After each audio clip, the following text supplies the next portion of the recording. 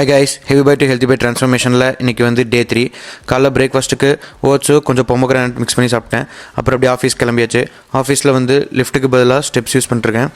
லஞ்சுக்கு பார்த்தீங்கன்னா கொஞ்சம் ரைஸ், அதுக்கப்புறம் 2 எக்கு ஃபைபர் சாப்பிட்டு இன்றைக்கி வந்து பேக் டே. மொத்தமாக 4 பேக் எக்ஸசைஸை 3 செட்டாக முடிச்சுட்டு அப்புறம் வந்து 20 minutes ஆஃப் கார்டியோ அதையும் ட்ரெட்மில் முடிச்சாச்சு. இது டின்னருக்கு பார்த்தீங்கன்னா 3 சப்பாத்தி கொஞ்சம் எக் கீமா. என்ன நடந்தாலும் இந்த ப்ராஜெக்ட் விட்டுறவே கூடாது.